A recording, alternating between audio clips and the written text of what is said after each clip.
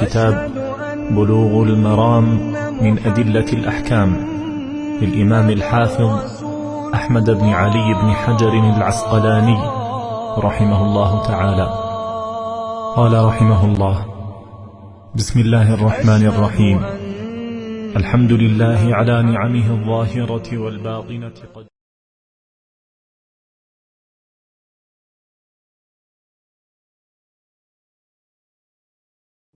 بسم اللہ الرحمن الرحیم. ان الحمد للہ نحمدہ ونستعینہ ونستغفرہ ونعوذ باللہ من شرور انفسنا ومن سیئات اعمالنا. من يهده اللہ فلا مضل له ومن يضلل فلا هادي له. واشهد ان لا الہ الا اللہ واشهد ان محمدا عبدہ ورسولہ. یا ایھا الذین آمنوا اتقوا اللہ حق تقاتہ ولا تموتن الا وانتم مسلمون. یا ایھا الناس اتقوا ربکم الذی خلقکم من نفس واحدہ وخلق منها زوجها وبث منهما رجالا كثيرا ونساء واتقوا الله الذي تساءلون به والأرحام إن الله كان عليكم رقيبا. يا أيها الذين آمنوا اتقوا الله وقولوا قولا سديدا يصلح لكم أعمالكم ويغفر لكم ذنوبكم ومن يطع الله ورسوله فقد فاز فوزا عظيما.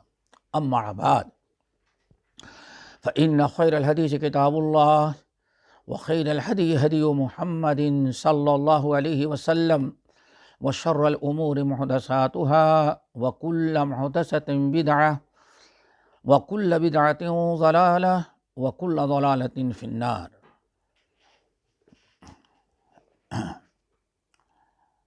فعن عبد الله ابن عمرو بن العاص رضي الله تعالى عنهما أن رسول الله صلى الله عليه وسلم وقف في حجة الوداع فجعلوا يسألونه فقال رجل: لم أشعر فحلقت قبل أن أذبح.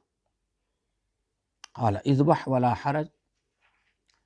وجاء آخر فقال: لم أشعر فنحرت قبل أن أرمي. قال: ارم ولا حرج. فما سئل يومئذ عن شيء قدم ولا أخر إلا قال: افعل ولا حرج. متفق علیہ. محترم حضرات، دینی بھائی اور بہنوں، بلوغ المرام کی کتاب الحج کی شرح چل رہی تھی اور اس میں باب صفت الحج والعمرہ تھا. حدیث نمبر 766 آج ہم نے پڑھی ہے. حدیث کے نمبر میں کچھ فرق ہو سکتا ہے، طبعات کی بنا پر. حدیث ہے مشہور صحابی عبداللہ ابن عمرو ابن العاص رضی اللہ تعالی عنہما، جن کا شمار مکثرین صحابہ میں سے ہے، یعنی بہت زیادہ حدیثیں روایت، بلکہ سب سے زیادہ حدیثیں روایت کرنے والے عبداللہ بن عمرو ابن العاص ہیں. ابو ہریرہ کا کہا جاتا ہے سب سے زیادہ، لیکن ابو ہریرہ کہتے ہیں کہ نہیں، ہم سے بھی زیادہ حدیثیں کن کو یاد تھیں؟ عبداللہ بن عمرو ابن العاص. اس طرح سے یہ اس فضیلت کے مالک ہیں، اور یہ ان لوگوں میں سے ہیں جو نبی علیہ السلام کی مجلس میں بیٹھ کر کے حدیثیں نوٹ کرتے تھے. یاد رکھنا، لکھتے تھے. اور ساتھ یہ بھی یاد رکھنا کہ حدیثیں لکھتے تھے. ایک دن لکھ کے لے جا رہے تھے اور راستے میں کچھ لوگ ملے تو انہوں نے ان کو بہت ڈانٹا.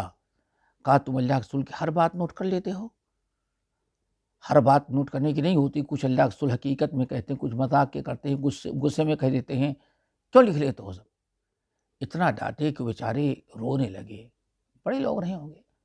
واپس آ کے اللہ کے رسول نے بتایا کہ یا رسول اللہ، میں جا رہا تھا آپ کے پاس سے حدیثیں لکھ کر کے، ایسے سے لوگوں نے کہا تو اللہ سبحانہ نے اکتب ما اقول، جو کہتا ہوں سب لکھو، اس زبان سے کوئی غلط بات نہیں نکلتی، یعنی مذاق میں کہوں یا غصے میں سب حقیقت ہوتی ہے، دوسروں کے لیے ہاں غصے میں کہہ دیا لیکن بلا ارادہ ایسا نہیں، ہر چیز اس منہ سے جو نکلتی حقیقت نکلتی ہے۔ تو اس سے یہ بھی پتہ چلا کہ حدیث لکھنے کا حکم اور اجازت اللہ کے رسول دیتے تھے۔ منکرین حدیث یہ کہتے ہیں نا کہ منع کیا، ان کو ایک حدیث دیکھو اللہ کے رسول نے لا تکتبوا عنی شیئا غیر القرآن، دیکھو اللہ کے رسول نے قرآن کے علاوہ کچھ نہ لکھو، تو اللہ کے رسول منع کیا تھا۔ کسی چیز کو ایک مرتبہ منع کیا اور 10 مرتبہ اللہ کے رسول نے اجازت دیا تو کوئی وجہ ہوگی، اور یہ دین کے لٹیرے وہی منع والی حدیث نقل کر دیتے ہیں، باقی ساری حدیثوں کو چھپا دے، جو اہل بدعہ کا دستور ہوتا ہے۔ تو عبداللہ بن عمرو ابن العاص، اس لیے دیکھیں جب سے کتاب شروع کیا ہے، کتاب الطہارہ سے لے کر کے ابھی تک کوئی باب ایسا نہیں جاتا جس میں ان کی حدیث نہ ہو، یہ کمال ہے۔ ان رسول اللہ صلی اللہ علیہ وسلم، اور بطور طریفہ ان کے لطیفے کے باپ و بیٹے میں صرف 15 سال کا فرق تھا۔ یہ جو ان کی زندگی کے ایک بڑا پہلو جو نمایاں پایا جاتا ہے نا، دونوں میں کتنا فرق؟ صرف 15 سال کا، یعنی باپ عمر اور بیٹے عبداللہ میں صرف کتنا سال کا فرق؟ 15 کا، اور بہت کم ہوتا ہے ایسے۔ چلو، کہتے ہیں کہ رسول صلی اللہ علیہ وسلم وقف فی حجۃ الوداع، نبی علیہ السلام ایک جگہ ٹھہر گئے حجۃ الوداع کے موقع پر، کچھ لوگ اکٹھا تھے آپ کچھ کہنے کے لیے، سمجھانے کے لیے، آپ کھڑے ہو گئے۔ فجعلوا یسألونہ، لوگ چاروں طرف سے سوال کرنا شروع کر دیے، ہاں سوال کرنا شروع کر دیے۔ یہ بڑی حیرت کی بات ہوگی، 15 سال، ہاں نہیں، حکومت کا اپنا قانون ہوتا ہے، ان کا مقصد ہوتا ہے نوکری کرنے لگے، یا کوئی کہتا ہے نا آبادی دیر میں شادی کرو تاکہ جلدی بوڑھے ہو جائے عورت اور بچے کم ہو، ملک کو ترقی کرے گا، بہت ساری چیزیں ہوتی شیطانی وساوس، سمجھ گئے نا، ورنہ یہ کوئی انہونی چیز نہیں ہے۔ ہاں شاید شمالی ہند میں سینکڑوں، کیا میں تو سمجھتا ہوں کہ کم سے کم میرا خیال ہے، یعنی وہ شمالی ہند میں آج سے اگر ذرا پیچھے ہٹ جاتے 25-50 سال تو شاید کہ 80% آبادی ایسے ہوگی کہ باپ اور بیٹے میں یا پہلی اولاد اور باپ میں شاید کہ 16-17 سال سے زیادہ فرق نہیں رہتا تھا، سجن اس سے زیادہ فرق نہیں رہتا تھا، شادیاں جلدی ہو جاتی تھی، رخصتی ہو جاتی تھی، سمجھ گئے نا، 13-14 سال میں ماں باپ کا پر قیامت آ جاتی تھی کہ لڑکی کی شادی اور رخصتی نہ ہو جائے، تو سمجھ گئے، نہیں ہوتا تھا نا، تو یہ سب کوئی انہونی چیز نہیں ہے، بہت ہوتا رہا، ہو سکتا ہے۔ تو فجعل، لوگ اکٹھا ہوئے اور اللہ کے سوال کرنا شروع کر دیا۔ ایک آدمی کھڑا ہوا، فقال رجل، ایک آدمی کھڑا ہوا، یا رسول اللہ اشعر، مجھے اندازہ نہیں لگا یا مجھے خیال نہیں آیا،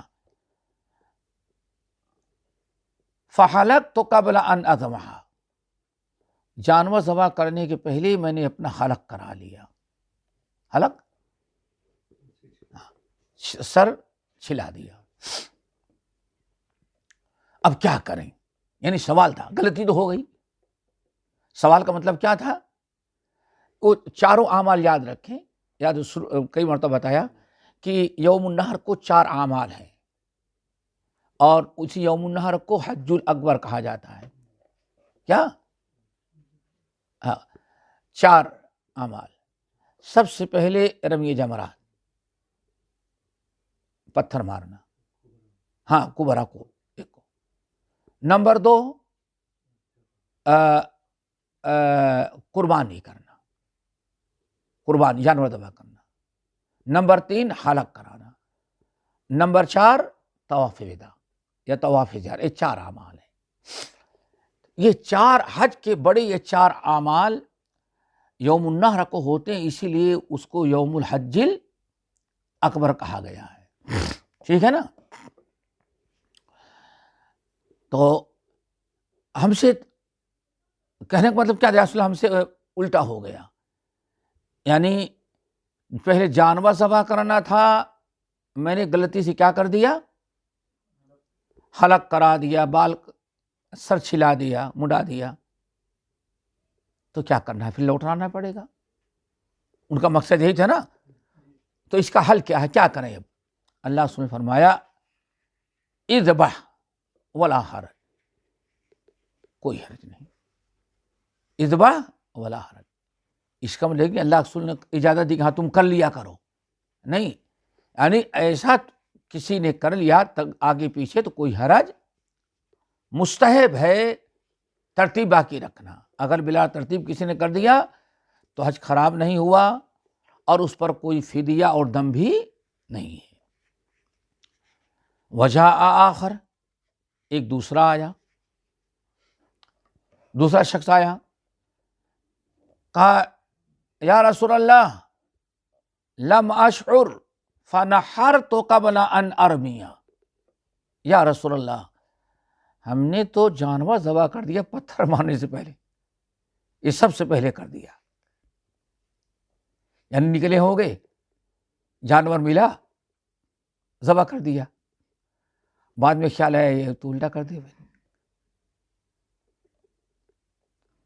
جو سب سے تیسرا عمل تھا، آخری سے پہلے جو تیسرا تھا، انہوں نے سب سے پہلے کر دیا۔ تو اللہ رسول نے فرمایا، ان کا بھی مقصد کیا تھا، کیا کریں اب، دوبارہ کرنا پڑے گا، کفارہ یا دم ہے، تو اللہ رسول نے فرمایا ایسا کرو، ارمے ولا حرج، کوئی بات نہیں، کوئی حرج نہیں، اس میں کرو، کوئی حرج نہیں۔ کہتے ہیں عبداللہ ابن عمرو ابن العاص رضی اللہ تعالیٰ عنہما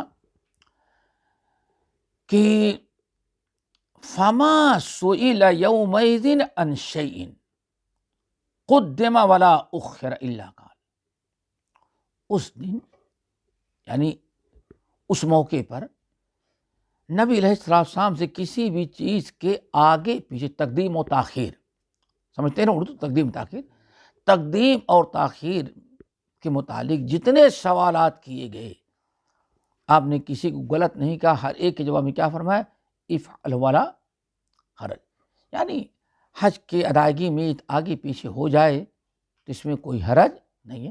بعض دوسری روایتوں میں اور ہے، یا رسول اللہ وہ کیا بتائیں، طواف سے پہلے میں نے صفا مروہ کی صحیح کر لیا، افعل ولا حرج۔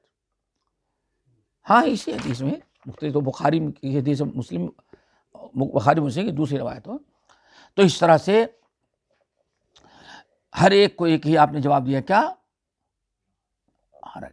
تو پتہ چل گیا اللہ تعالی نے آسانی دی ہے، مسنون یہی ہے، افضل یہی ہے کہ ترتیب کو باقی رکھی جائے، اگر ترتیب نہیں باقی رہتی، تقدیم و تاخیر ہو جاتی ہے ان کی ادائیگی میں، تو شرعاً کوئی متاقع، کوئی حرج نہیں، اس میں اجر و ثواب میں یا کیا کہتے ہیں قبولیت میں کوئی فرق نہیں آتا۔ یہ سب کیا کہتے ہیں وسعت، اسلام نے وسعت دی ہے۔ ایسے ہی یہیں سے پورا ایک اصول آ گیا، اسلامی اصول، کہ جائز اور مباح چیزوں میں تقدیم و تاخیر جو ہو جائے، یا جائز اور مباح چیزوں، ہمیں اتنا اس پر نہیں بحث کرنی چاہیے، نہیں لڑنا چاہیے کہ جس میں کیا ہو، فرقے بندی کی نوبت آ جائے۔ آج یہی ہوا ہے، آج یہی ہوتا ہے، معمولی اختلاف میں اس کو کفر اسلام، جھگڑے لڑائی کا ایک ذریعہ بنا لیتے ہیں، اور وہیں سے مسجدیں الگ ہو جاتی ہیں، مدرسے الگ ہو جاتے ہیں، چھوٹی چھوٹی بات پر۔ ہمارے یہاں جھگڑے کا سب سے بڑا علاج یہی ہے، جھگڑا ختم کر کیا بھائی ایسا کرو اپنا الگ ہو جاؤ. کیا خیال ہے؟ دیکھیں ایک ہی مکتب فکر کے لوگ ہوں گے، ایک ہی مکتب فکر کے لوگ، ایک ہی مشرب اور مسلک کے، لیکن کہیں کسی بات پر کیا مانو تھوڑی سی کرسی کی لڑائی ہو جائے تو آخر میں دیکھے سارا فیصلہ کہ بھائی ایسا کرو الگ الگ ہو جاؤ. دو آدمی اپنا الگ لڑتے کیوں، اپنا الگ کرو. یعنی اختلاف کو دور کرنے کے بجائے اختلاف کا کیا حل ہے کہ الگ الگ ہو جاؤ. تو یہاں دیکھیں کتنی تقدیم و تاخیر کے بارے میں بات ہوئی، جائز تھا کوئی بات نہیں، ہو گیا، لیکن اس کو بڑا بنا کر کے اس کا ذریعہ نہیں. واللہ ہمیں یاد ہے یہ بھائی ہیں، ان کے گاؤں کا پڑوس کا ایک لڑکا بالکل نوجوان بار بار ملتا تھا درس میں، شیخ کوئی دیندار میری بہن ہے، کوئی دیندار لڑکا چاہیے. لوگ کہتے نہیں ہمارے اندر کیا اختلاف ہے. آج بھی یہ مسلکی اختلاف بہت خطرناک ہے. واللہ میرے سامنے درویش مسجد کا واقعہ ہے.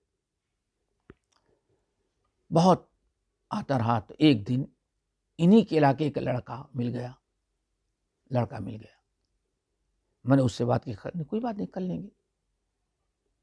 میں اس آدمی کو بلایا کہ بھائی ایسا دیندار لڑکا ہے اور تمہارے علاقے کا ہے، اگر چاہو تو اس سے مل لو.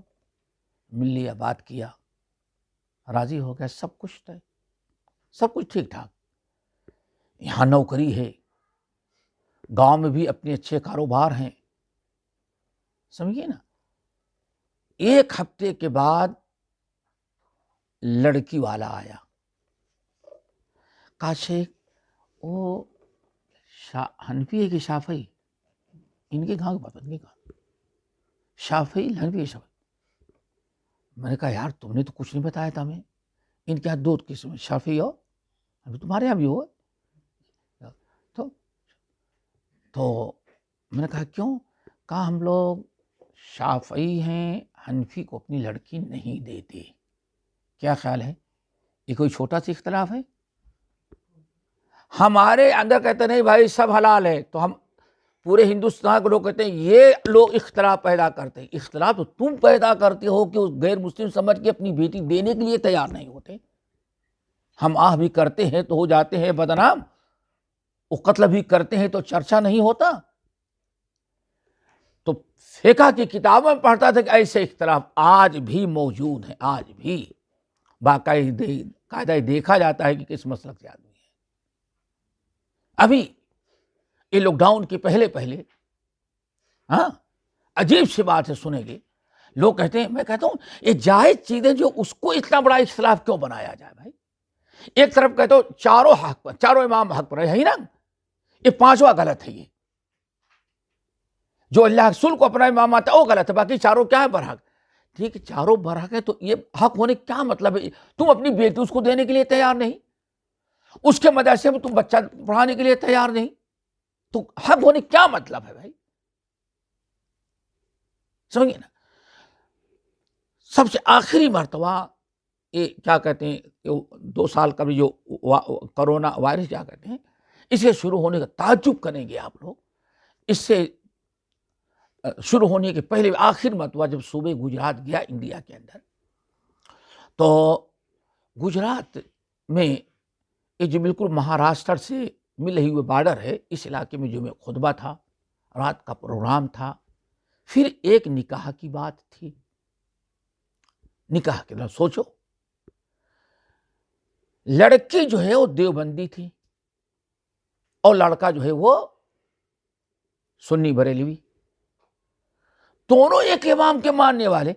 ہم کہتے بھائی سنت کے مطابق نماز پڑھو، تو سب لوگ مل کے کہتے ہم چاروں حق پر ہیں، تم بے دین ہو.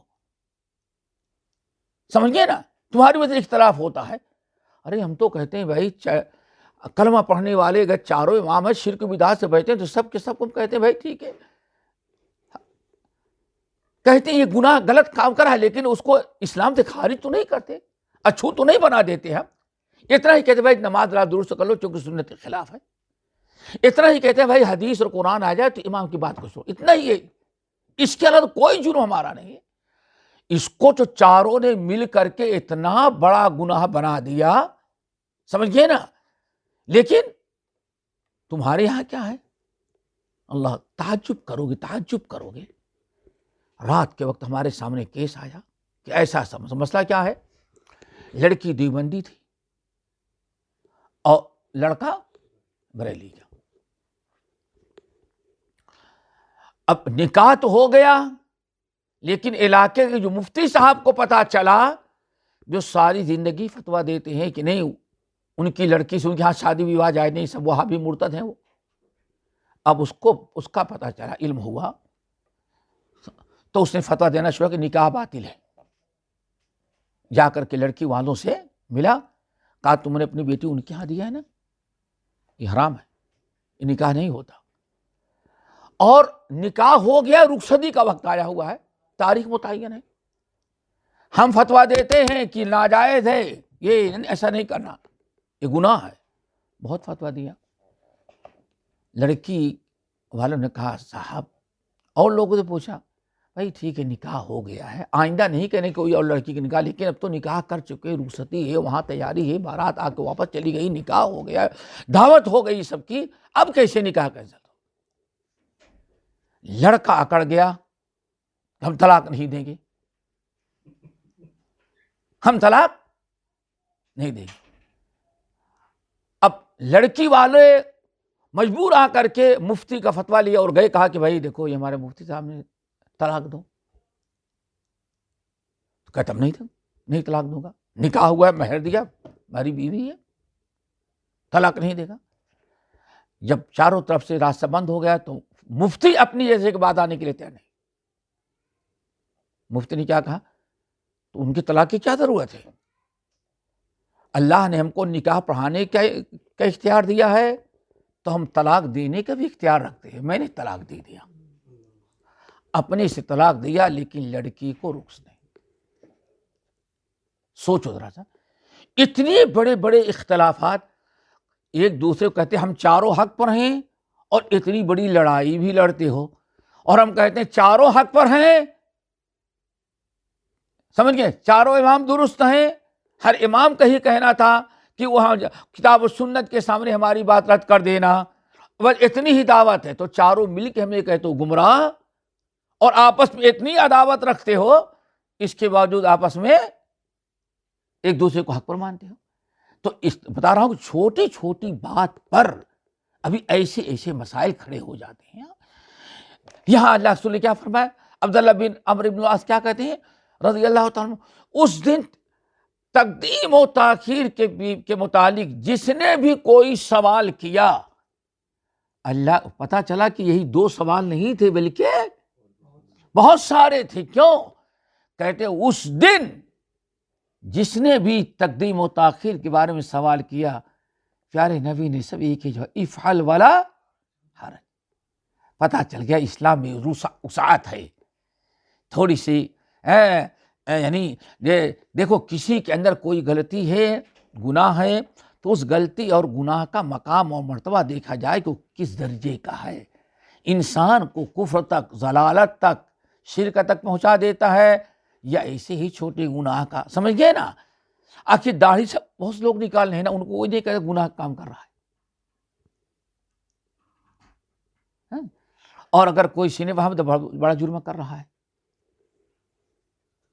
تو کہنے کو کہتا گناہ کا نہیں، بس ہر ایک پر اجر اپنا مخالف ہے وہ 100% غلط. تو اس حدیث سے عبرت و نصیحت حاصل ملتی ہے، کیا؟ افعل ولا حرج. چلو اگلی حدیث، مسور ابن مخرمہ رضی اللہ تعالی عنہ کہتے ہیں ان رسول اللہ صلی اللہ علیہ وسلم نحر قبل ان یحلق وامر اصحابہ بذلک، رواہ البخاری. نبی علیہ السلام نے یوم النحر کو حلق کیا نہر کے پہلے. نہر قربانی، یعنی قربانی سے مراد یہاں وہی جو دم تمتع، حاجی جو قارن یا کون متمتع، حج قران کرنے والا یا حج تمتع. تو یاد رکھیے گا قران کرنے والے کو قارن کہتے ہیں، قارن، اور تمتع کرنے والے کو متمتع. فاعل کیسے گا؟ قارن اور متمتع، جن کے لیے جانور ذبح کرنا ضروری ہے. اور تیسرا کون سا ہے؟ حج.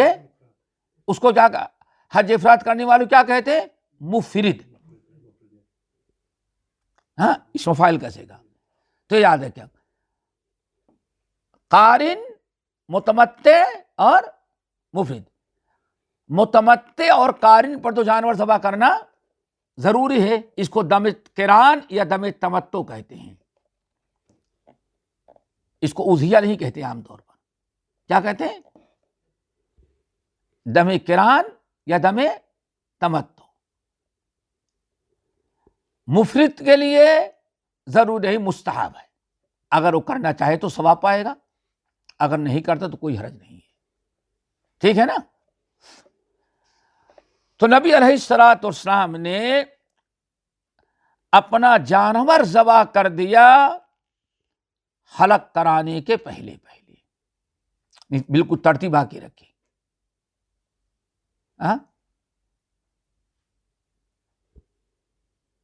ترتیب باقی رکھی نا. رمی جمرات، قربانی اور حلق، پھر طواف افاضہ. تو نبی علیہ الصلوۃ والسلام نے کس وقت کب حلق کرایا؟ جانور ذبح کرنے کے بعد. مسنون یہی ہے، سنت یہی ہے، زیادہ باعث اجر و ثواب یہی ہے. اگر ایسا کر لیں تو بہت اچھا. وَأَمَرَ أَصْحَابَهُ بِذَلِكَ، اور نبی علیہ السلام اپنے صحابہ کو بھی اسی چیز کا حکم دیا. اب دیکھیں، ایک یہاں اصول یاد رکھیے گا ہمیشہ. یہاں امارا، اللہ کے رسول حکم دیا. اب یہاں کیا ہو گئی؟ قولی اور فعلی دو جملے میں دونوں حدیثیں آ گئی. حلقہ نحر قبل ان یحلق، اللہ کے رسول نے جانور ذبح کیا حلق کرانے کے پہلے پہ. حدیث قدسی ہو گئی، حدیث فعلی ہو گئی نا. وَأَمَرَ أَصْحَابَهُ بِذَلِكَ، اب حدیث قولی ہو گئی. تو ایسے ہی دونوں حدیثیں ہو گئی. قول اور فعل دونوں آپ کا کس میں ہے؟ پہلے جانور ذبح کریں اور بعد میں حلق کروائیں. اب یہاں آپ کا قول و فعل ایک طرف، اور وہ حدیث جو پہلے گزری جس میں حکم دیا، وہاں بھی امرا ہے افعال ولا حرج، اور یہاں بھی امرا. اللہ کے رسول دونوں چیزوں کو حکم دیا. نہیں سمجھے؟ ایک اصول سمجھو. اللہ کے نبی علیہ الصلوۃ والسلام پہلی حدیث میں کیا تھا؟ افعال والا کوئی حرج نہیں، کرو. وہاں بھی حکم ہے اجازت، افعال والا حرج. اور یہاں بھی وَأَمَرَ أَصْحَابَهُ، اللہ کے نبی علیہ الصلوۃ والسلام نے جانور ذبح کیا حلق کرانے کے پہلے اور اسی چیز کا اپنے صحابیوں کو حکم بھی دیا. ہو گئی نا؟ تو اب یہیں بظاہر دونوں حدیثوں میں کیا ہے؟ تعارض، اختلاف. اس کو کیا کہتے ہیں؟ تعارض. محدثین کے اصطلاح میں، فقہا کے اس کو کیا کہتے ہیں؟ ہم لوگ کہتے ہیں ٹکرا رہی ہے، دونوں میں ٹکراؤ ہے کہہ سکتے ہیں، لیکن اصل اصطلاح کیا ہے؟ دونوں تعارض. ایک دوسرے کے مخالف. تو اگر یہ اصطلاح یاد رکھیں تو زیادہ بہتر ہے. کہیں حدیث کی کتابیں پڑھیں گے اردو میں بھی تو ہو سکتا ہے وہاں دونوں حدیثیں آپس میں ٹکرا رہی کے بجائے کیا کہیں؟ تعارض ہے. اب یہی وہ مقام ہے جہاں محدثین تطبیق دیتے ہیں، جمع و تطبیق. اہل بدعہ کیا کرتے ہیں؟ ان کے مرضی کے مطابق جو حدیث سے لے لیے اور دوسری کو کیا کرتے ہیں؟ رد کر دیتے ہیں.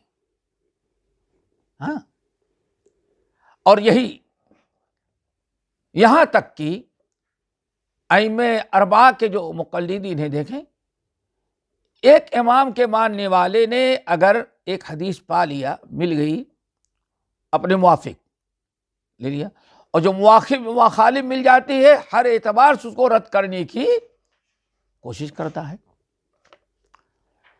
لیکن محدثین کا اور اہل الحدیث کا منہج کیا ہے، کیا طریقہ؟ رد کرنے کے پہلے جمع و تطبیق. کیا جمع کریں گے، تطبیق دیں گے کہ کوئی اس میں غلط نہیں ہے، کسی کا انکار اور رد نہ ہو، لیکن دونوں کا کیا کہتے ہیں دائرے عمل جو الگ الگ ہے. اب یہاں جو کہا جائے گا یہ کہ اصل تو ہے کیا؟ نبی علیہ السلام نے جانور ذبح کیا، پھر حلق کیا، یہی آپ نے صحابہ کو حکم بھی دیا. یہ حدیث ہو گئی. پھر آپ سمجھو اسی سیم ڈے یوم النحر کہہ رہے ہیں نا، اسی دن ایک جگہ آپ کھڑے ہو گئے تو لوگ سوال کرنے کے لیے ٹوٹ پڑے، یعنی بعد میں ٹوٹ پڑے. تو اسی تقدیم و تاخیر اس میں یہ بھی تھا ایک سوال. ہم نے جانور پہلے ذبح کر دیا، حلق پہلے کرا لیا، جانور بعد میں ذبح کر، وہی سوال ہے. آپ نے فرمایا کوئی حرج نہیں، افعال کوئی حرج نہیں. حرج سے مراد یہاں گناہ ہے. اور ایک یہاں ایسے موقع پر جو امارہ ہے، امارہ ہے نا، یہ امر حکم ہے، کہا جاتا ہے یہ امر استحبابی ہے. امر جو ہوتا ہے دو طرح کا ہوتا ہے، یعنی کتاب و سنت میں جو امر کا صیغہ آتا ہے جیسے قولوا افعلوا اذهبوا، سمجھے نا، وانصروا، یہ جو امر کا صیغہ آتا ہے، صیغہ سمجھتے ہیں نا، کیا کہتے ہیں اس کو؟ انگلش میں کچھ ہوتا ہو نا، گو نہیں، ورب تو ورب تو فعل ہے. جو ورب سے ایک نکلتا ہے گو، کیا گو وینٹ گان، گو کیا ہے؟ حکم دے رہا ہے نا، یا گو یا اللہ روح.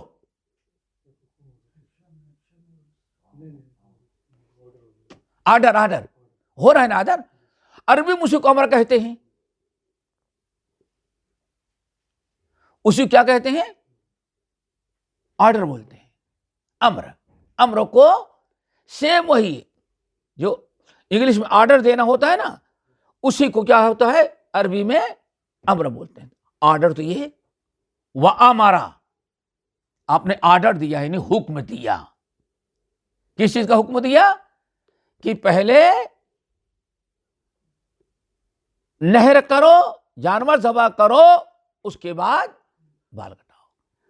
کہتے ہیں یہ امر استحبابی ہے. آرڈر جو ہے وہ دو طرح سے کہا جاتا ہے،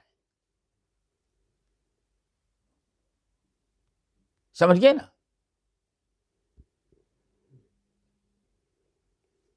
تو یہ جو ہے ایک ہے وجوبی، اقیموا الصلاۃ، نماز قائم کرو، سومو، روزہ رکھو، فرض ہے. اور ایک ہے افعال ولا حرج، افعال کرو کوئی حرج نہیں. دے افعال میں تو اللہ نے حکم دیا نا، اللہ سے آرڈر دے رہے ہیں، لیکن وہ آرڈر کیا ہے؟ جواز کے لیے. کر لو، اس میں کوئی حرج نہیں ہے. نہیں سمجھے؟ جیسے ہم کہیں، ہم آپ کو کہیں پانی ذرا ٹھنڈا ہے، ہم کہتے ہیں یار ذرا سب پیو، یار پی لو، اشرب پی لو. آپ نہیں کہتے ہیں. اگر نہیں بھی پیے گے تو کوئی گناہ تو نہیں. ہم ضیافت کے طور پر کہتے ہیں بھائی، آپ کہتے ہیں نہیں بھائی میں ٹھنڈا نہیں پیتا. ہاں، آپ نے حرام کیا ہے اپنے اوپر، اور ہم کہتے ہیں بھائی 2 گھونٹ پی لو یار. تو 2 گھونٹ پی لو، اس کا مطلب ہے کہ اگر آپ نہیں پیئیں گے تو گنہگار ہوگے، ہماری نافرمانی ہو جائے گی. ایک رواجن، کیا کہتے ہیں اس کو، استحبابن، اخلاقن کہا جا رہا ہے. تو اس کو کہتے ہیں امر استحبابی. النبی علیہ السلام، تو کیا مطلب، اللہ نبی علیہ السلام نے جانور ذبح کیا، حلق کیا، جانور ذبح کیا، پھر اس کے بعد حلق کرایا، اور صحابہ کو حکم دیا، یعنی حکم دیا کہ بھائی مستحب یہ ہے کہ ایسے تم بھی کرو. سمجھ گئے نا؟ ضروری نہیں. اگر کرنا ضروری قرار دیا ہوتا آپ نے کہ لوگوں جیسے میں نے ابھی کیا، جانور ذبح کیا اس کے بعد حلق کرایا، ایسے ہی تم کو کرنا ہے. اگر ایسے نہیں کرو گے تو تمہیں دم دینا پڑے گا، تمہارا حج کینسل ہو جائے گا. ایسے فرما دیتے، جس کا مطلب کہ کرنا واجب تھا. آپ نے ایسا لفظ استعمال نہیں کیا، لیکن آرڈر دیا لوگوں، میں نے پہلے جانور ذبح کیا اور بعد میں حلق کرایا، تم بھی ایسے کرو. آرڈر تو ہو گیا نا، جیسے مجھ کو دیکھا کرتے ہوئے ایسے تم بھی کرو. یہ 2-4 گھنٹے یا 2-3 گھنٹے پہلے، پھر اسی سیم ڈے یوم النحری کو کہیں کھڑے ہوئے اور اسی دن لوگوں نے سوال کرنا شروع کیا، اور اللہ رسول ہم نے تو اس سے تو غلطی ہو گئی، کیا ہم نے پہلے حلق کر لیا بعد میں جانور ذبح کیا. تو اللہ رسول نے کیا فرمایا؟ افعل. کیا فرمایا؟ افعل، کرو، اس میں کوئی حرج نہیں. ہاں، افعل ولا حرج، اس میں کر لو، کوئی حرج نہیں. پتہ ہے چلا آپ نے آرڈر جو دیا تھا وہ وجوبی نہیں تھا، ضروری نہیں تھا، وہ کیا تھا؟ استحبابی تھا. دونوں حدیثوں میں یہاں استحبابی ہے، اور جہاں حکم دیا ہے، بتایا کوئی حرج نہیں، وہاں کیا ہے؟ جواز. جواز و استحباب میں فرق ہے. اسی کہتے اباحت کے لیے، یعنی یہ امر وجوب کے لیے ہے یا اباحت کے لیے، مباح کہتے جائز کو. تو بہت سارے مقامات پر یہ وجوب ہوگا، جیسے اقیموا الصلاۃ وآتوا الزکاۃ، اذا قمت الی الصلاۃ فکبر، نماز کے لیے کھڑے ہو تو اللہ اکبر کہو. اسبغ الوضوء، یہ وجوبی ہے. اور دوسرے کے کیا ہوتا ہے؟ مباح کے لیے. کیا؟ مباح، جس کو کہتے ہیں استحبابی، جیسے افعل والا حرج. بھائی ٹھیک، ہم نے ایسے کیا، لیکن تم نے ہماری اتباع نہ کی. ہم نے تو پہلے جانور ذبح کیا، پھر اس کے بعد حلق کیا، اور تم نے میری اتباع نہیں کی، الٹا کر لیا. تو کوئی بات نہیں، ایسا بھی کرنا جائز ہے، تمہارا حج ہو جائے گا. اگر ہمارے جیسے کر لیتے تو زیادہ اچھا ہوتا، یعنی 90% ثواب جو ہے اب ملے گا. اگر ویسے کر لیتے تو 100% ثواب مل جاتا. سمجھ گئے نا؟ کچھ فرق تو ہوگا. ایک آدمی ترتیب کا لحاظ رکھتا ہے، اس میں تکلیف اٹھاتا ہے، نبی کی اتباع کرتا ہے، اس کے جو ثواب ہوگا، ایک جائز چیز اور مباح چیز پر عمل کرنے والا، اپنی آسانی کے لیے کرنے والا، اس دونوں کے ثواب میں کبھی برابری نہیں ہوگی. ٹھیک ہے نا؟ دونوں میں کوئی ٹکرا تو نہیں رہ گیا. یہ وصول سمجھ گئے؟ امر کتنے قسم کا؟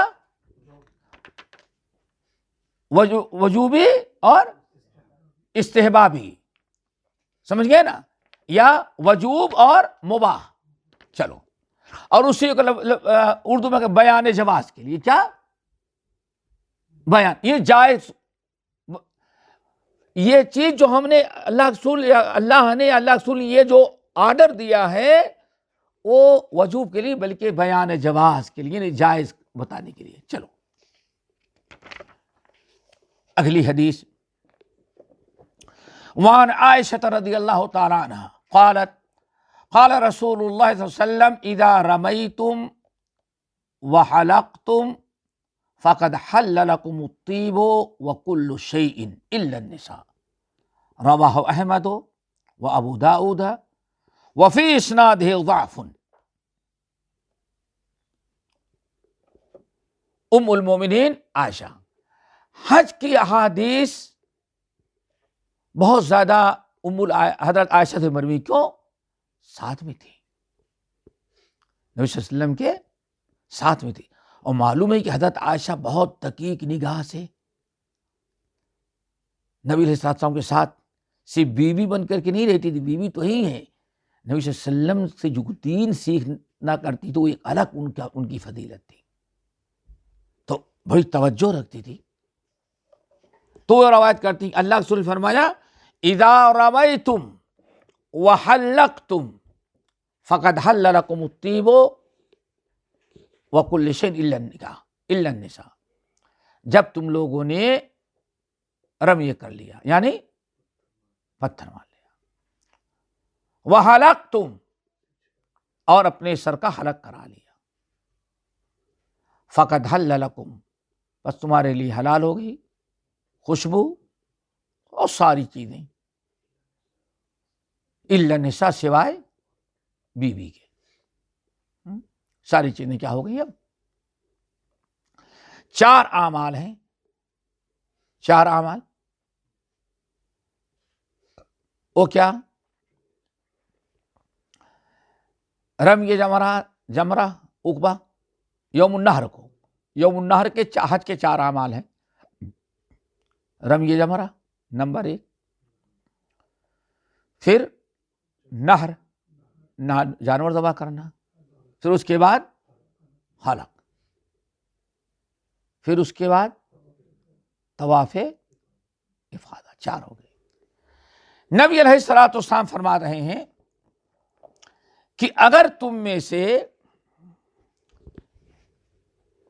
طواف افاضہ کے علاوہ بھی جو 3 بچے ہیں، ان تینوں میں سے جس نے 2 کر لیا وہ کیا ہے؟ رمی جمرات اور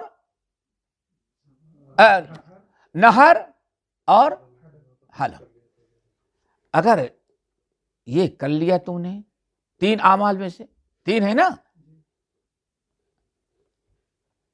اگر تم نے ان میں سے 2 کر لیا، سمجھ گئے نا، کیا؟ رمی اور حلق. فقد حل لكم الطيب، اب تمہارے لیے خوشبو حلال ہو گئی. احرام کی وجہ سے خوشبو، سلے ہوئے کپڑے، شکار کھیلنا، ازدواجی تعلقات قائم کرنا، یہ ساری چیزیں حرام ہو جاتی ہیں.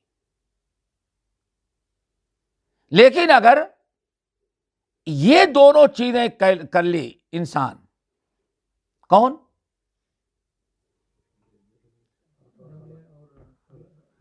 ہاں، تو اس کے لیے سوائے بیوی کے ساری چیزیں کیا ہو جاتی ہیں؟ حلال ہو جاتی ہیں. اور بعض روایتوں میں 3، رمی جمرات اور یہ تینوں چیزیں کر لیا، قد حل له كل شيء، اس کے لیے بیوی کے علاوہ ساری چیزیں اس کے لیے اوپر حرام ہو جاتی ہیں، حلال ہو جاتی ہیں. جتنی، یا یوں سمجھیں احرام کی وجہ سے جو حلال چیزیں حرام ہو گئی تھیں، وہ حلال چیزیں جو احرام کی وجہ سے حرام ہو گئی تھیں، انسان اگر یہ اعمال کر لے تو ساری چیزیں حلال ہو جاتی سوائے بیوی کے۔ اس کو کہا جاتا ہے تحلل صغریٰ یا اول۔ انسان اس کے بعد نہائے دھلے، خوشبو استعمال کرے، سلے ہوئے کپڑے پہنے، جو چاہے کھائے پیے۔ اب انسان کی زندگی سمجھو بالکل نارمل ہو جاتی ہے، اور حج کرے گا تو پتا چلے گا، معلوم پڑتا ہے بہت بڑا بوجھ اتر گیا ہے، سمجھ گئے نا، بالکل آدمی فری ہو جاتا ہے۔ یہ تینوں کام جب کر لیتا ہے تو بالکل آزاد۔ اب انسان نہائے دھلے، خوشبو استعمال کرے، جو کپڑے چاہے اچھا سے اچھا حلال طریقے سے کپڑا پہنے، کھائے پیے، جہاں چاہے جائے آئے، سوائے بیوی کے کوئی چیز اس پر حرام نہیں ہوتی۔ بیوی کب تک حرام ہے؟ جب تک کہ طواف افاضہ نہ کرے۔ طواف افاضہ کے بعد وہ حرمت بھی ختم ہو جاتی ہے، کوئی چیز اب حلال نہیں تھی۔ چلو، اس حدیث کو امام احمد، ابو داؤد نسائی نے روایت کیا ہے، لیکن احمد وغیرہ کی جو سند ہے اس میں یہ درجہ حسن تک پہنچتی ہے، معمول بہا ہے۔ چلو، وعن ابن عباس رضی اللہ تعالی عنہما ان النبی صلی اللہ علیہ وسلم قال لیس علی النساء حلق وانما یکسرن، رواہ باسناد حسن۔ یہ بڑی اہم حدیث ہے، اور شراح حدیث بہت لمبی گفتگو کرتے ہیں، حدیث تو بہت چھوٹی ہے۔ حضرت عبداللہ ابن عباس رضی اللہ تعالی عنہما، جو حجۃ الوداع میں نبی علیہ السلام کے ساتھ رہتے تھے، یہ اسامہ بن زید اور ان کے بھائی فضل، یہ لوگ کبھی نبی علیہ السلام کی اونٹنی آپ کا ردیف پہنتے، کبھی وہ کھڑے رہتے، یہ ساتھ ساتھ ملتے تھے۔ تو ان لوگوں نے بھی سفر حج کی حدیثیں بہت نقل کی ہیں۔ کہتے ہیں کہ نبی علیہ السلام نے فرمایا لیس علی النساء حلق، عورتوں پر حلق نہیں ہے، حلق وہی حلق، سر چھلانا نہیں۔ وانما یکسرن، بس وہ کیا کریں گی؟ قصر کریں گی۔ تمہارے ہاں کوئی بات نہیں، جو کچھ فرق ہوگا، ہاں یہ معنی ایک ہی ہے۔ لیس علی النساء وانما کیا ہے؟ یہ ابو داؤد ہے، دوسری روایتوں میں آیا ہو تو الفاظ بدل جاتے ہیں، معنی ایک ہی۔ لیس علی النساء حلق، حج یا عمرے میں عورتوں پر حلق نہیں ہے، وہ سر کے بال نہیں چھلائیں گے۔ وانما یکسرن، وہ صرف کیا کریں گی؟ تھوڑا سا کاٹ لیں گی۔ کاٹیں گی کیسے؟ وہ بھی صحابہ نے یا بعض روایتوں میں سر کے بالوں کو اکٹھا کر کے اس سے کھینچیں تو دیکھیں جو آخر میں جو بچ جاتے ہیں نا، تو یہ انگلیوں کے پور کے روت کاٹ دیں گے، بس، سمجھ گئے نا۔ چلو، یہاں اس حدیث پر سب سے پہلے تو یہ کہ جب ایسے موقع پر حج میں جہاں مردوں کو پورا ٹکلا کرانے کا اجر و ثواب بیان کیا گیا، حکم دے محلقین رؤوسکم ومقصرین، جب وہاں عورتوں کو بال کٹانے ٹکلا کرانے کا اختیار نہیں ہے تو اب دنیا میں اور کہاں مسلمان عورت کے لیے ہو سکتا ہے؟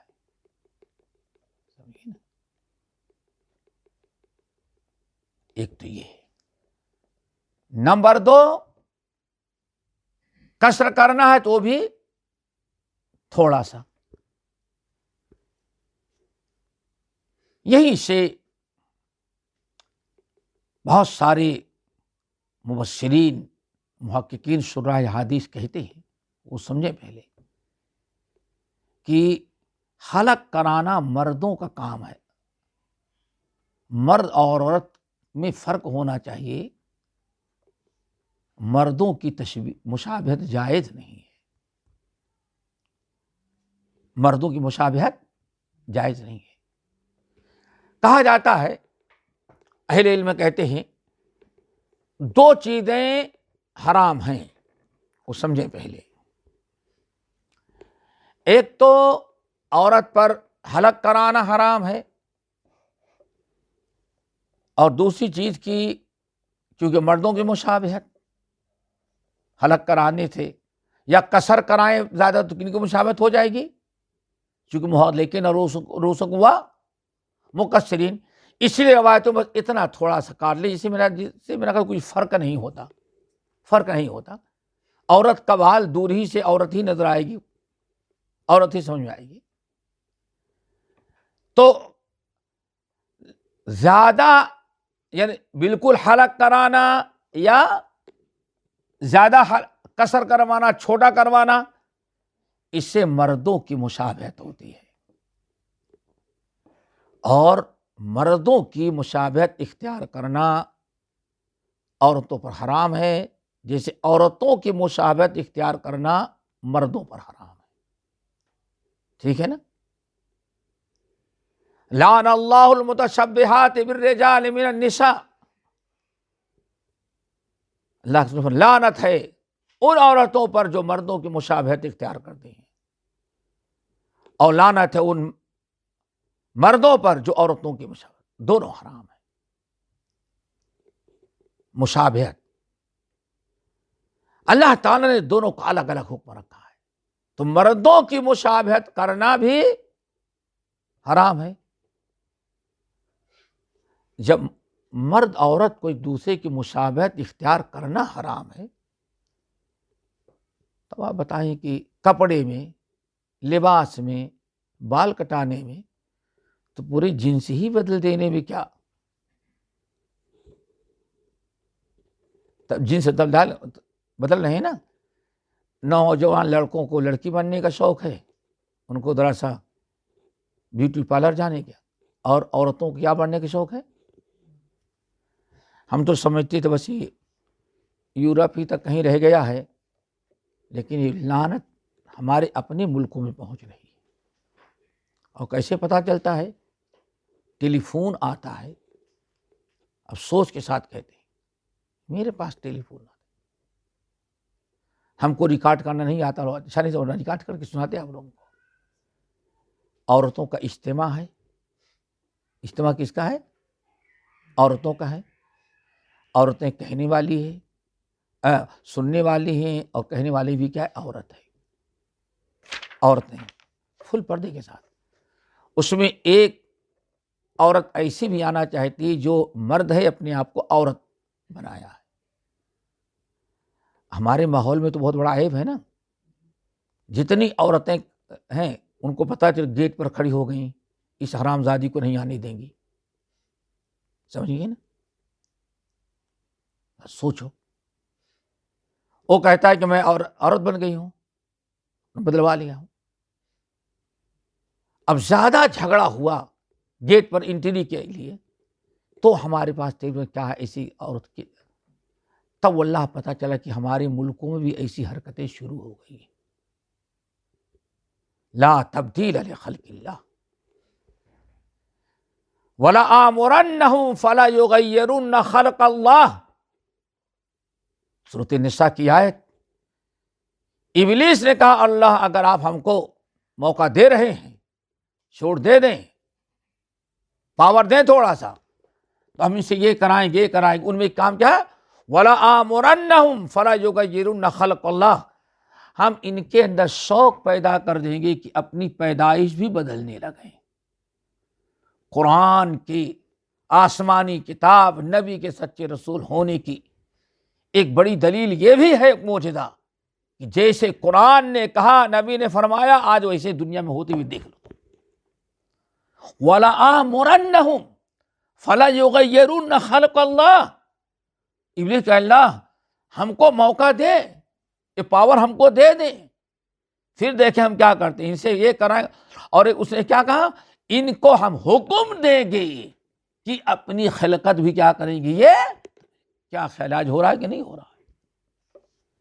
یہ تو ایک دو ٹیلی فون ہمارے پاس ہے، پتہ نہیں ایسے کتنے لوگ ہوں گے. پھر یہیں سے آگے بڑھ جانے کے بعد آپس میں شادیوں کا سلسلہ. اللہ اکبر. تو مردوں کی مشابہت حرام ہے. اصل میں یہاں تک بات کیوں پہنچی؟ نہیں ٹھیک ہے، اس کے کرنے میں کیا حرج ہے؟ اس کے کرنے میں چھوٹی چھوٹی مشابہت اختیار کرتے کرتے اب یہاں تک پوری مشابہت تک نوبت آ گئی. اسی لیے اسلام نے ایسا لباس پہننے سے لباس مشابہت نہ ہو، چال چلن مشابہت نہ ہو، گفتگو مشابہت نہ ہو. سمجھ گئے نا؟ ہر چیز میں، بال کے رکھنے میں مشابہت نہ ہو. جب سب لوگ کرنے لگے تو شیطان آگے کہاں تک، اب آخر کیا رہ گئے بھائی؟ ساری مشابہت اختیار کر، اب تم لڑکی بن جاؤ یا تو لڑکا بن جاؤ. ہوا نا؟ اس کی انتہا، مشابہت کی انتہا یہ ہے دوستوں. اس لیے شریعت نے جیسے انسان اور راہ اختیار کرتا وہیں بریک لگا دے، نہیں یہ کرنا تمہارے لیے حرام ہے. اور ہم نے کیا کہا، اس میں کیا حرج ہے؟ ذرا بال ہم عورت ہو رہے لمبے رکھتے تو ہم عورت بن گئے، ہم نے داڑھی نہیں رکھی تو ہم عورت بن گئے، ہم نے اگر سونے کی چین پہن لیا تو عورت بن گئے. بن تو نہیں گئے، لیکن بنتے بنتے بنتے بنتے آخر وہی نتیجہ نکلا، وہی ہوا نا. ایک تو یہ اسلام نے کیا کہا، جہاں سے مشابہت کی ابتدا ہوتی وہاں بریک لگا دیا، راستہ بند. لعن اللہ المتشبہین، لعنت. کیوں؟ اللہ کو معلوم ہے کہ یہ مشابہت اختیار کریں گے تو کرتے کرتے کہاں تک پہنچ جائیں گے. نمبر 2 یہ بھی یاد رکھنا، عورتیں فاسقات اور فاجرات، بے دین، مشرکات اور کافرات جو عورتیں ہیں جن سے دین کا کوئی تعلق نہیں، فسق و فجور میں ناچنے والیاں، گانے والیاں، ڈانسریں، فلمی دنیا میں کام کرنے والی، یہ جو فاسقات اور فاجرات ہیں، انہوں نے جو اپنا ایک فیشن شعار بنا رکھا ہے، بے اتفاق علماء ان کا فیشن، ان کی نقل اتار مشابہت اختیار کرنا، یہ بھی علماء کے نزدیک ناجائز ہے. یہ دیکھیں، یہ کتاب رکھی یہاں سے لے کر کے آپ وہاں تک جائیں گے، ہر کتاب میں شرح حدیث نہیں کا. نہیں بھائی ٹھیک ہے، وہ غلط کردار کی ہے، لیکن اس کے لباس سے ہم نے لباس پہن لیا تو کیا فرق پڑتا ہے؟ لباس میں کیا رکھا ہے؟ شیخ الاسلام ابن تیمیہ رحمۃ اللہ بہت اچھی بات کہتے ہیں، واللہ اس کی برائیاں جو کرتی ہے، یہ جو ہے فسق و فجور میں، اس کی عظمت اور محبت پہلے تمہارے دل میں آتی ہے، پھر اس کے بعد اس کی مشابہت، اس کے جیسے لباس پہننے کا شوق پیدا ہوتا. اسی لیے یہ دونوں پہلو یاد رکھیں. کیا ہے کہ مردوں کی بھی مشابہت حرام، اور فاسقات فاجرات بے دین عورتیں، گندے کردار اور غلط اخلاق کی جو عورتیں ہیں، انہوں نے جو اپنا ایک اسٹینڈرڈ بنا رکھا ہے، ان کی مشابہت اختیار کرنا بھی اسلام میں حرام قرار دیا گیا. سمجھ گئے نا؟ یا ایھا الذین آمنوا اتقوا اللہ وکونوا مع الصادقین، صادقین، اچھے لوگوں کا ہدی الصالح، نیک لوگوں کے چال چلن، نیک لوگوں کے کردار کو اپنانا چاہیے. یہ ساری چیزیں جو ہے وہ غلط ہے. اس لیے بہرحال اس حدیث پر بڑی لوگوں نے شرح لکھی ہے ائمہ نے، اور اس لیے میں نے اشارہ کر دیا کہ جب حج کے موقع پر ایک مقدس عمل، مقدس مقام پر یہ عورت کو مردوں کی مشابہت اختیار کرنا حرام ہے، تو سمجھ جاؤ کہ دوسری اور جگہوں پر دنیاوی معاملات میں مشابہت اختیار کرنا کہاں تک جائز ہوگی. اللہ رب العالمین نے ایک یاد بات رکھو، سورہ توبہ کی آیت والمنافقون والمنافقات بعضهم بس والمؤمنون والمؤمنات بعضهم اولیاء بعض یأمرون بالمعروف وینہون عن المنکر، اور ادھر کیا ہے والمنافقون والمنافقات بعضهم اولیاء، وہ جو گندے جو لوگ وہ بھی آپس میں ایک دوسرے کی سے جڑے ہوتے. کیا مطلب؟ ہم مزاج، اندر ایک طریقہ، کسی چیز کی پسند سب ایک ہوتی ہے. اللہ تعالی ہمیں محفوظ رکھے. باقی انشاءاللہ اگلی حدیث جو ہے وہاں سے شروع کریں گے. ہمارے چینل کو سبسکرائب کیجیے اور بیل آئیکن کو دبانا نہ بھولیے تاکہ آپ کو نئی ویڈیو برابر ملتی رہیں. لائک اور شیئر کرنا نہ بھولیے.